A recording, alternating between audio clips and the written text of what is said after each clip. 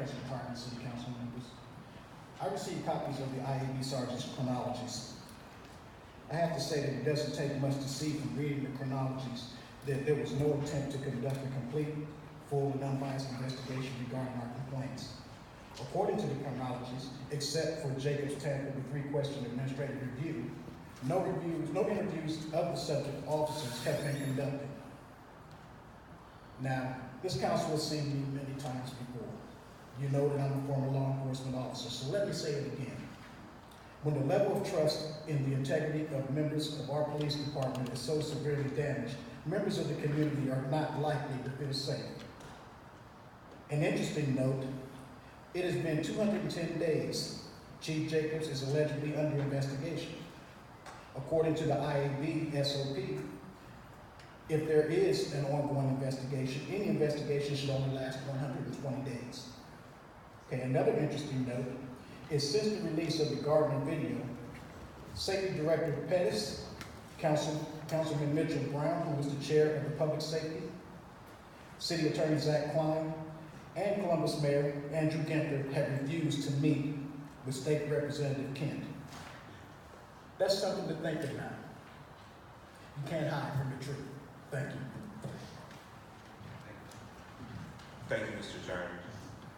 Next person to come before council is Representative Bernadine Kennedy Kent.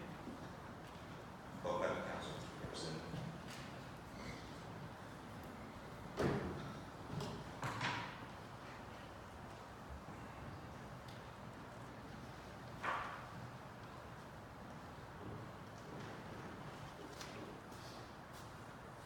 Good evening, President Gardner, City Council members.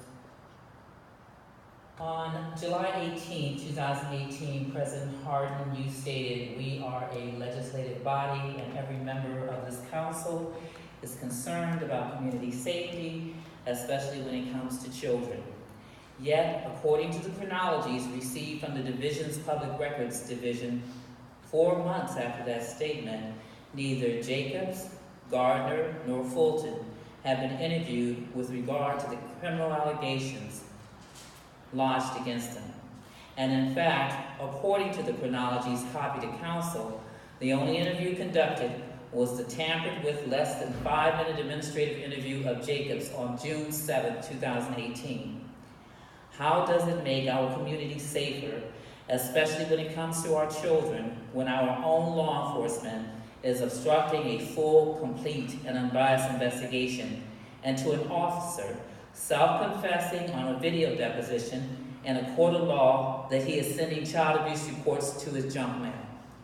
How does it make our community safer, especially when it comes to our children, when our own law enforcement is obstructing a full, complete, and unbiased investigation into Chief Jacobs for sending child abuse reports that contain the reporting of rape to her junk mail, as well as for obstructing police misconduct from going into the IAB system for tracking the investigation? How does it make our community safer, especially when it comes to our children, when our own law enforcement is obstructing a full, complete, and unbiased investigation into a detective who decided, after finding out he dropped the ball on a domestic violence case, that rather than ensuring the assailant alleged to have kidnapped and almost fatally shot a woman twice to stand trial, he thought it would be better to fabricate police records to prevent possible prosecution into her shooter. The short answer is, it doesn't make our community safer, especially for our children. So let's see how much concern each council member shows after knowing the subjects of the police misconduct complaints involving the alleged rape of children and the shooting of a woman are not even being interviewed. Thank you.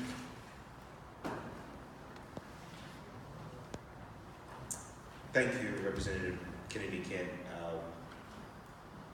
I would say based off of the engagement that most of our staffs and our officers, us individually, have had with you, that we do care and we have been extremely responsive.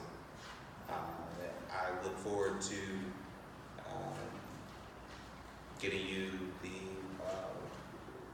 information that you requested today and the public records request, and look forward to being further dialogue, make sure that everyone in our community feels safe. So thank you, Representative. The next person to come before council is Mr. John Skaggs.